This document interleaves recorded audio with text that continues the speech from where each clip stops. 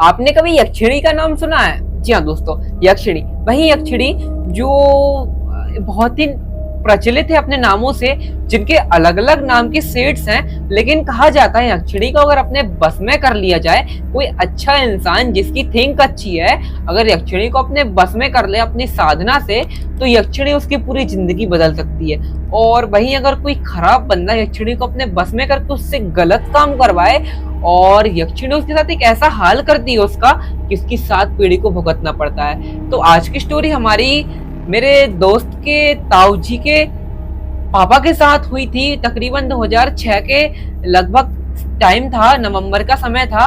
उनके साथ एक ऐसी चीजें घट गई थी यक्षिणी के चक्कर में कि जिससे उनका पूरा वंश खत्म हो गया। जी हाँ दोस्तों, तो आज की कहानी बहुत ही ज्यादा दिल दहला देने वाली होने वाली है, तो वीडियो एंड तक जरूर से देखना। चलते हैं आज की कहानी की। और आप लोग मुझे इस चैनल पे ऐसे गेटअप में देख के हैरान हो गए, तो मैं आपको बाय द वे बता दूं कि आज से मैं इस चैनल पे ऐसे वीडियो कंटिन्यू करने वाला हूँ, हॉरर स्टोरी टेलिंग। अगर आपको पसंद है वीडियो तो आपने सब्सक्राइब किया होगा, एक काम कर देना। अगर आपके कोई दोस्त स्टोरी हॉरर स्टोरी सुनने में पसंद करता है या उसको अच्छा लगता है तो इस वीडियो को शेयर कर देना। तो चलिए आज की कहानी को हम शुरू करते हैं।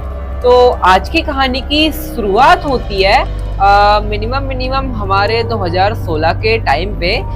उस टाइम पे तकरीबन हमारा राजीव होगा वही 15 से 14 साल का, और उसके साथ एक बहुत ही ज्यादा बड़ी प्रॉब्लम होती थी। मैं आपको बाद में बताता हूँ, लेकिन पहले आप उसका जो है बैकग्राउंड समझ लीजिए। तो जो हमारा राजीव है, उसकी मम्मी उसके फैमिली में थी, उसके पापा थे, उसकी ताई थी और उसकी चाची थी। ठीक है, उसके चाचा जी भी थे एंड मम्मी, ताई, चाची और चाचा, मतलब तकरीबन 4 लोग थे बेसिकली। ये स्टोरी राजस्थानी की है, तो अपन लोग ना दादी को ताई ताई बोल देते हैं। ठीक है, ताई। तो दादी को अपन ने ताई बोल दिया। एंड उसके बाद हमारा राजीव है, इसको एक समस्या थी बेसिकली। क्या होता है कि राजीव हमारा चाइल्डहुड से, मतलब कि बचपन से ही ना, उसको रात के 2 बजे पता नहीं क्या होता है, उसको रात के 2 बजे हर दिन, जितने दिन से वो अपनी लाइफ बिताते आ रहा है, उसको रात के 2 बजे ना क्या होता है कि एक बहुत अजीब सा सपना आता है। कैसा अजीब सा सपना?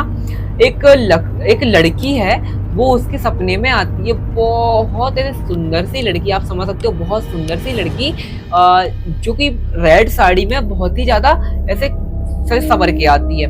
कुछ टाइम बाद तो वो लड़की उसके कमरे में बहुत आराम से आती है, बहुत ऐसे स्लोली। उसके बाद क्या होता है कि ना, जैसे ही वो राजीव के करीब आती है, वो एकदम से बहुत अजीब सा ऐसा रूप ले लेती है। मैं आपको कैसे एक्सप्लेन करूं, बहुत अजीब सा रूप ले लेती है। मैं आपको ना अभी फ्रेम में आपको पता चल रहा होगा कि ऐसा सा तो रूप ले लेती है। और राजीव की रोज 2 बजे, ऐसा कोई दिन नहीं जाता कि वो चिल्ला के 2:30 से 2 बजे के बीच में उठता ना हो, और वो इसी वजह से उठता है चिल्ला के। तो राजीव की हमारी बचपन ही से एक हैबिट थी, वो रोज 2 बजे तकरीबन ऐसे चिल्ला के उठता। और इसके घर वाले ना तकरीबन ये 15-16 साल से ना कभी ऐसे दिखवाया नहीं था हमारे राजीव किसी पंडित के पास। ऐसे नॉर्मली कहेंगे कि उनको लगता था कि नॉर्मल चीजें हैं, एक टाइम पर सही हो जाएंगी। लेकिन जब इन लोगों को लगा कि भाई ये लौंडा 15 साल का हो गया, तो सोच समझ भी आने लगी है, एक ही है कि सपना आ कैसे सकता है। उसके बाद कोई नहीं, इन लोगों ने ना 15 साल बाद, लिटरली 15 साल बाद उस चीज को ना सीरियस लिया। और आस पड़ोस के जो इनके मेन पंडित थे मोहल्ले के ही, तो उनको इन लोगों ने एक बार जो है पूरी सिचुएशन को एक्सप्लेन किया। पूरी सिचुएशन को एक्सप्लेन करने के बाद इनके पंडित जी ने घर पे ऐसे पूजा वूजा रखवाई। और पूजा वूजा रखवाने के बाद एंडिंग में पता चला कि हमारा राजीव है, ये पॉजेस्ड है एक यक्षिणी नाम की चुड़ैल से। जी हाँ दोस्तों, और उनने ऐसे समाधान बताया कि इसी का एक ही समाधान है। इसके जो रूम में वो लड़की आती है बेसिकली, उसका नाम यक्षिणी है, और ये बहुत ही ज्यादा झोल का मैटर है। एंड उसके बाद उनने बोला कि इसका एक ही समाधान है, अगर आपको चाहते हो कि ये चीज आगे और ना बढ़े, तो आप ऐसा करिए, हमारे राजीव है, इसकी शादी करा दीजिए। तो राजीव की शादी करा दीजिए, एक यही जो है वो था। और उस टाइम पर आपको पता होगा राजस्थान में बेसिकली 19 साल में तो 18 साल में ऑलमोस्ट शादी हो जाती थी, उस टाइम की बात है। तो हमारे राजीव का क्या होता है बेसिकली कि इसकी ना 2 साल बाद राजीव और सहता है ये चीज, उसके बाद हमारा राजीव हो जाता है 15 से 16 17 साल का, और 17.5 साल में हमारे राजीव की शादी हो जाती है। अब शादी का प्रोसेस मैं आपको बताता हूँ कैसे ये लोग लड़की देखने जाते हैं। बेसिकली राजीव में तकरीबन 1 साल से लड़की देख रहा था राजीव, और इसे ऐसे कोई खास लड़की ऐसे पसंद नहीं आ रही थी। और उसके बाद राजीव जाता है एक दिन एक लक्ष्मी नाम की लड़की के पास, लक्ष्मी नाम की लड़की के पास जाता है, इनका रिश्ता वगैरह होता है। और बाय लक राजीव को पहली बार उस लड़की इतनी ज्यादा पसंद आ गई थी कि पूछो मत। लेकिन राजीव को ऐसे पसंद आई, इसके घर वालों को भी ऐसे हाँ आ गई, ठीक ठाक है। राजीव ने बोला मुझे इसी लड़की से शादी करनी है। उसके घर वाले ही बोलते हैं ठीक है भाई, 1 साल से कम परेशान हो रहे तो तेरा ही तो इंतजार था, तू कब बोले किस लड़की से शादी करनी है। भाई 1560 लड़की तेरे लिए देख चुके हैं। और उसके बाद जब ये लोग मेन राजीव की राजीव का लक्ष्मी की घर वालों के पास जाते हैं कि भाई हमें आपकी लड़की का रिश्ता चाहिए, तो क्या होता है कि हमारे जो लक्ष्मी के पापा हैं ये बोलते हैं मैं इस रिश्ते के लिए ऐसे तैयार हूँ, बट मेरी एक शर्त है, मैं शादी के दिन आधे घंटे का आऊंगा, ओनली फॉर ओनली आधे घंटे को। जैसे ही ये चीज ये सुनते हैं इसके हमारे राजीव के घर वाले बोलते हैं भाई आधे घंटे को कहीं कुछ झोल झमाल तो नहीं है लड़की में। इतनी बात हो गई। एंड उसके बाद हमारा राजीव बोलता है कि मैं करूंगा तो उस लड़की से शादी करूंगा, वरना किसी से नहीं करूंगा। क्योंकि भाई 1 साल से लड़की ढूंढ रहे थे, इसके घर वाले बोलते हैं कि भाई ठीक है तू कर इसी से, लेकिन पहले देख ले कोई झोल झपाटा तो नहीं है। राजीव बोलता है क्या झोल झपाटा भाई क्या है। एंड पंडित जी ने बोला जल्दी से जल्दी मेरी शादी होगी एंड मुझे सपने आना बंद हो गए। तो इतनी बात हमारे राजीव की होती है। और उसके बाद घर वाले इसकी जिद के चक्कर में शादी हमारी उस लड़की से करवा देते हैं, लक्ष्मी नाम की लड़की से शादी जो है करवा देते हैं। एंड उसके बाद क्या होता है कि वह लक्ष्मी नाम की लड़की से शादी होने के बाद तकरीबन क्या होता है कि पूरी रस्में आदि हो जाती हैं। एंड उसके बाद आती है मेन रस्म जिसमें होता है कन्यादान, फेरे वगैरह, आपको पता होगा। तो क्या होता है कि मंडप में जैसे ही फेरे को 5 मिनट बचते उसके पापा एकदम से आ जाते हैं और उसके पापा एकदम से आके जो है इसकी फेरे मेरे की कन्यादान करते हैं। मुश्किल से मुश्किल रुके होंगे आधा घंटे रुकने के बाद इसके पापा चले जाते हैं, गुम हो जाते हैं। फिर किसी को नहीं पता इसके पापा कहाँ गए, कैसे गए, खाना खाया या नहीं खाया, चले गए। एंड उसके बाद कोई नहीं, इसका जो है शादी आराम से हो जाती है। एंड उसके बाद इसकी लाइफ अच्छी तरह जानी जाती है, तकरीबन 2 से 3 दिन आराम से चली जाती है। अब क्या होता है कि इसकी लाइफ 2 से 3 बहुत दिन मतलब ऐसे बहुत बढ़िया सी चली। एंड उसके बाद आता है तीसरा दिन, इसकी शादी का तीसरा दिन होगा। इसको सेम ऐसे ही सपना आता है वो सुंदर सी लड़की, लेकिन उस सुंदर सी लड़की के जो रिप्लेस हो जाती है, वो लड़की सुंदर सी लड़की जो आती थी इसके सपने में वो चेंज हो जाती है। एंड इसके सपने में आती है इसी की जस्ट बीबी आती है इसके सपने में, बहुत ही मधुर सी बिल्कुल ऐसी लग रही है, वैसे ही सेम साड़ी, वैसे ही सेम मेकअप, आती है इसके पास आती है और एकदम से आने की बहुत वैसे ही बिल्कुल सेम भूत बन जाती है, चुड़ैल बन जाती है। मैं कुछ भी बोलूँ आपको एक्सप्लेन नहीं कर पा रहा हूँ, वो बन जाती है। एंड ये फिर से ऐसे उस दिन चिल्ला के उठता है अपनी बीबी के सामने। इसकी जो बीबी है बोलती है भाई क्या हुआ, भूत वूत देख लेके सपने में। फिर उसके बाद ये अपनी बीवी से पूरी जो इसके साथ छोटे से पूरी बातचीत हो रही थी ये बताता है। तो जैसे ही ये बताता है उसको, वो बोलती है क्या ये चीज तो मेरे साथ भी बचपन से हो रही है, जब मैं बचपन से तकरीबन होंगी भाई 7 से 8 साल की तब से शुरू हो गई थी। तो ये बोलता है अरे ये मेरे साथ भी चीज हो रही है, आपके साथ भी चीज हो रही है, कैसे? तो वो बोलती है ये चीज मुझे लगता है मेरे पापा को पता होगी। वो बोलता है पापा, तुम्हारे पापा तो भाई आधे घंटे को यहाँ को आए थे और चले गए, उनको कैसे पता होगी? तो बोलते हैं मेरे पापा बचपन से ऐसे मुझे कैद करके आए हैं, बचपन से ही ना मुझे उनने बाहर भेज दिया था। घर पे कोई ऐसे वो रहते नहीं है ज्यादा, एंड वो अपनी पता नहीं कुछ छुपाते रहते हैं मुझसे। मुझे लगता है पक्का उनको ये राज पता हो, क्योंकि ना मेरे पापा बोलते रहते थे कि एक लड़की तुम्हारे सपने में आती है, वो ना तुम्हारी जिंदगी में कभी ना कभी आएगी और तुम्हें परेशान करेगी, लेकिन तुम्हें शुक्र मनाना है कि वो तुम्हें परेशान ना करे, भगवान से ऑलमोस्ट प्रे करते रहना है। एंड उसके बाद मुझे भी ऐसा सपना रोज आता था, लेकिन जब से अपनी शादी हुई है मुझे एक भी दिन ऐसा अपना कोई सपना नहीं आया, ऐसा कोई मतलब ऐसा अजीब सा सपना कि वो लड़की आती है। एंड मुझे ऐसा कोई सपना वैसे लिटरली में नहीं आया है, मुझे पहले आते थे लेकिन अब से नहीं आया।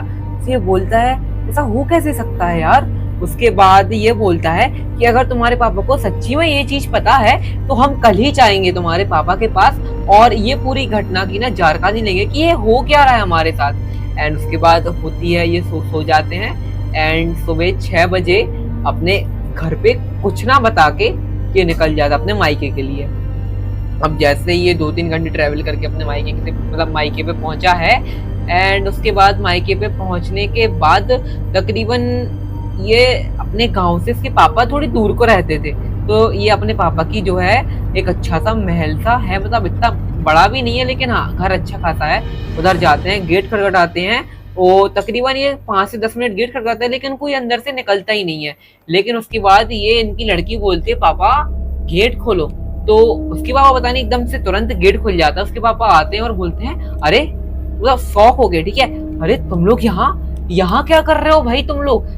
ये बोलते हैं भाई घूमने आए हैं और ऐसे अर्जेंट बात करनी है। तो उसके बाद बोलते हैं चलो ठीक है आए हो तो ज्यादा 10 मिनट रुकना, आ जाओ अंदर। अंदर बुलाते हैं, उसके बाद पानी देते हैं। तभी ये लोग पूरी चीज एक्सप्लेन करते हैं। इसका जो उनका जमाई है अपना राजीव, ये पूरी चीज एक्सप्लेन करता है कि क्या हुआ है। जैसे ही एक्सप्लेन करके उनको बात एंड करता है, उसके पापा लिटरली रोने लगते हैं। जी हाँ दोस्तों, उनके पापा लिटरली बहुत फूट फूट के रो रहे थे। एंड उसके बाद उनको चुप कराता है, बोलता है क्या हुआ, आप ऐसे क्यों रो रहे हो भाई, मैंने आपको अपनी प्रॉब्लम बताई है।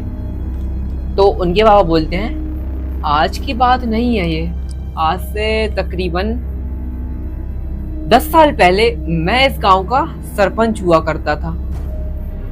एंड क्या था कि उस टाइम पर मेरा बहुत दबदबा चलता था राज में, और तकरीबन ना इनके गांव में बेसिकली बहुत ज्यादा दबदबा था इनके सरपंच होने का। तो क्या था कि अपने ना एक बीवी के साथ बहुत ही बढ़िया से रह रहे थे।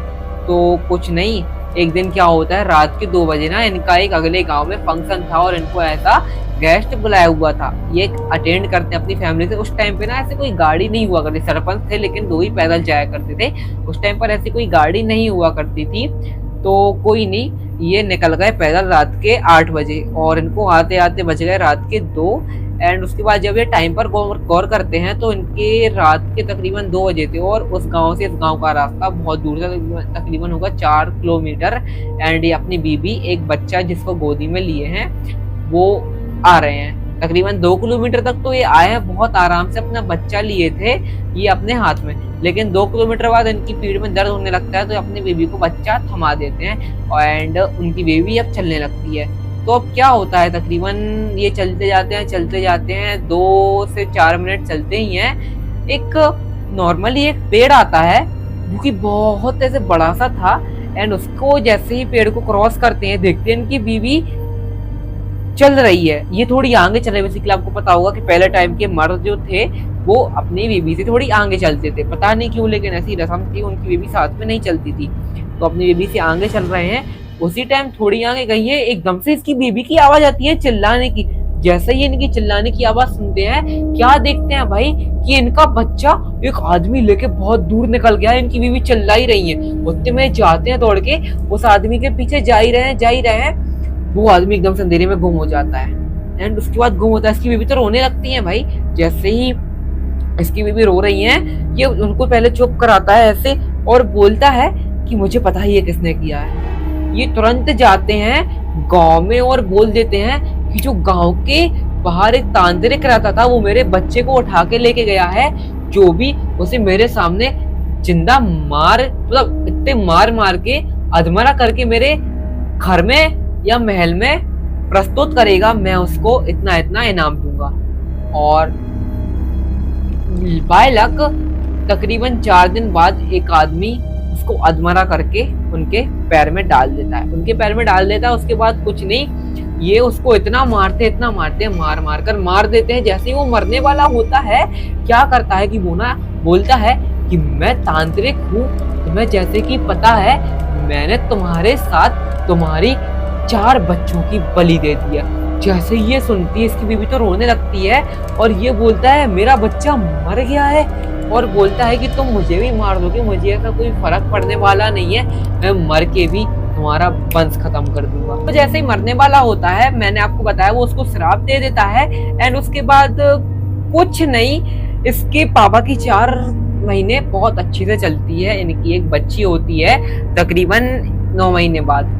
अब क्या था कि इनकी बच्ची होती है, इनका बहुत बढ़िया चल रहा है, खुशहाली चल रही है। लेकिन एक दिन क्या होता है, जैसे ही इनकी बच्ची, एक छोटी सी बच्ची 5 साल की होगी, मतलब तकरीबन इनको, उसको तांत्रिक को मारे 14 नहीं, अपन बोल सकते हैं 7 साल हो गए हैं। 7 साल बाद उस बच्ची को एकदम से क्या दिखता है कि एक रात के तकरीबन 2 बजे उठती है बेसिकली, और इनकी बच्ची उठती है और गेट खोलकर चली जाती है शमशान घाट पे।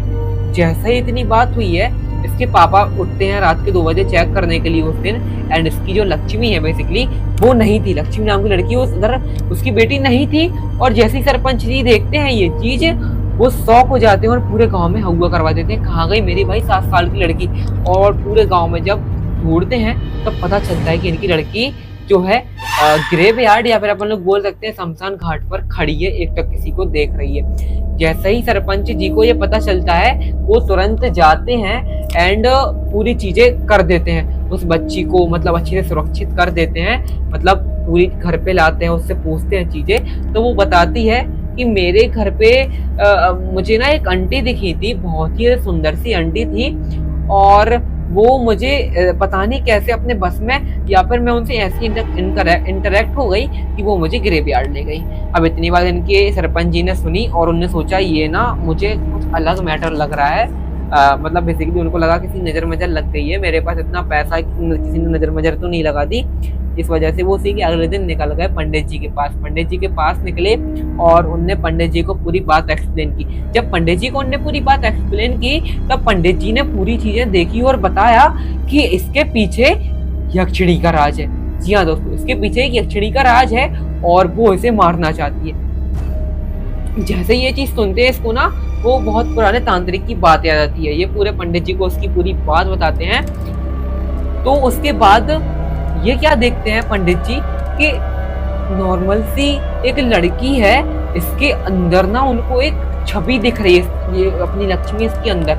तो बोलते हैं कि इसका सिर्फ एक ही उपाय है, तुम इसको अपने पास से हजारों मील दूर एक ऐसी जगह पे रख दो जहां पर ना ये कुछ हो ना, आपकी आंच भी ना पड़े। तो ये ना चाहते हुए भी इसको 15 दिन के अंदर अंदर ऐसी जगह पर कर देते हैं कि पूछो मत, क्योंकि 15 दिन में ना उनको तो एक बार यक्षिणी इनको सामने दिखने लगी। उन 15 दिन में ना ऐसा क्या हुआ कि इनको यक्षिणी रोज दिखने लगी। इनकी लड़की को तो दिखती थी, इनको रोज दिखने लगी। इन्होंने अपनी लड़की को कईयों मील दूर एक श्रीलंका के पहले कन्याकुमारी उधर भेज दिया, और किसी के मतलब इनके यहाँ कोई रिलेटिव रहते थे, एंड वहां से उस बच्ची को कोई प्रॉब्लम नहीं हुई। लेकिन जो हमारे सरपंच थे वो अगर घर से बाहर निकलते थे तो उनको रोज एक मधुर लड़की दिखने लगी जो कि इनको मारने की फिराक में रहती थी। अब इतनी बात हुई है कि इनको यक्षिणी मतलब बेसिकली साफ साफ दिख रही है, घर के बाहर जा नहीं पाते थे। उसके बाद से इतनी बड़ी हमारी वो कर दी। एंड एक दिन क्या होता है कि इनकी बीवी आराम से रसोई में खाना बना रही है, तभी इनकी बीवी की चिल्लाने की ऐसी आवाज सी आती है, और चिल्लाने की आवाज आती है तो क्या दिखती है कि उनकी बीवी के मुंह में एक वाइट सा झाग निकल रहा है और उनकी यहाँ पर मरी पड़ी है। उनकी नक चेक करते हैं तो वो वहां पर जिंदा नहीं होती है। जैसे जैसे दिल में पत्थर रख के उनका अंतिम संस्कार होता है। उनकी बेटी तक को नहीं बुलाया जाता है, एंड अंतिम संस्कार होने के बाद वो पूरे अकेले पड़ जाते हैं। एंड फिर उसके बाद चीजें ऐसी इंटेंस हो गई थी कि वो घर के बाहर तो क्या, उनको घर के अंदर भी सेफ फील नहीं होता था। एंड वो जब से घर ही पे हैं, एंड इतनी बड़ी बेटी हमारी कर दी है बड़ी। पंडित जी ने बोला था कि आज नहीं कल नहीं, आज मैं 78 साल का हो गया हूँ, कभी ना कभी वो यक्षिणी तुम्हारे पास जरूर आएगी। एंड आज लगता है बाय लक मुझे लगता है कि तुम्हारी शादी उस ऊपर वाले ने लिखी ही थी, या फिर यक्षिणी ने लिखी थी कि तुम्हारी शादी राजीव के साथ होगी। और मुझे नहीं पता राजीव तुम्हारी मेरी बेटी के चक्कर में ऐसा हो रहा है या मेरे चक्कर में, ये ऊपर ही तुम्हारी जो जोड़ी लिख गई थी। एंड उसके बाद राजीव जैसे ही ये चीज सुनता है, राजीव बहुत ऐसे मायूस सा हो जाता है। राजीव पूछता है तो फिर इसका उपाय क्या है? तो उसके पापा थोड़ी शांत होते हैं, रो रो के उनका बहुत बुरा हाल हो गया था। एंड वो बताते हैं कि इसका सिर्फ एक ही इलाज है या उपाय है, आपको एक नर बलि देनी है। जिस वजह से मैं इतने सालों से शांत था, एंड मुझे लगता है कि ये अब देने का टाइम आ गया। जी हाँ दोस्तों, नर बलि मतलब एक लड़की की बलि। एक लड़की की बलि जो जवान एज में हो। एंड जैसे ही ये चीज देखता है हमारा संजय नहीं, राजीव बहुत ऐसे सीधा साधा सा लड़का था, इसको बहुत अजीब लगता है। ये शांत हो जाता है, रोने लगता है, बोलता है ये कैसे पॉसिबल है, हम कैसे अपनी खुशी के लिए एक किसी जवान लड़की की हम बलि दे सकते हैं। तो उसके पापा बोलते हैं बात तो तुम्हारी सही है, लेकिन क्या फिर तुम लोगों की लाइफ कैसी जाएगी, वो लड़की तुम्हें रोज देखेगी और हो सकता है वो तुम्हें नुकसान भी पहुंचा दे। लेकिन हमारे जो राजीव है, इसका जो पापा हैं, ये इतनी चीज सुनते हैं एंड हमारा राजीव भी सुन रहा है। और राजीव के पापा बोल रहे हैं कि हमें ये चीज देना चाहिए, मुझे अपनी खुशी के लिए तो मैं नहीं दे पाया, लेकिन मैं तुम लोग की खुशी के लिए इतना कर सकता हूँ। लेकिन हमारा राजीव बेचारा बहुत सीधा साधा सा लड़का है, ये बहुत ही ज्यादा से टेंशन में आ जाता है एंड ये बोलता है कि मैं अपनी खुशी के लिए किसी की लड़की की जवान लड़की की बलि बेसिकली नहीं दे सकता हूँ। मैं ऐसा करता हूँ, मैं पूरी जिंदगी, अभी मेरी जो बेबी है यानी इसकी लक्ष्मी, इसको तो दिखती नहीं है एक्चुअली, मुझे परेशान करेगी, इस टाइम पे मुझे आपके जैसा कर देगी, लेकिन मैं वो सहने के लिए तैयार हूँ, लेकिन मैं इसके चक्कर में किसी जवान लड़की की जिंदगी खराब नहीं करूंगा। जैसे ही इसके ससुर जी ये चीज सुनते हैं, ये बहुत ही ज्यादा से प्राउड सा करने लगते हैं, बोलते हैं अच्छी बात है, तुम्हारा माइंडसेट बहुत अच्छा है। और बस उसके बाद से इन लोगों का ऐसे ही चलने लगता है। और एक टाइम पर हमारी सेम राजीव की तकरीबन 2015 में सेम वैसे ही जैसे हमारी इनकी राजीव की ससुर जी की, सरपंच जी की बीबी की मौत हुई थी किचन में मुंह से झाग आते हुए, तकरीबन जब बूढ़ी हो गई थी वो, तब हुई थी राजीव की दादी के साथ एंड ऐसा ही हुआ था एट ऑल। और उसके बाद हमारे राजीव की भी ऐसे ही उनको यक्षिणी दिखने लगी थी एंड वो दिखती है, कोई बड़ी बात नहीं है।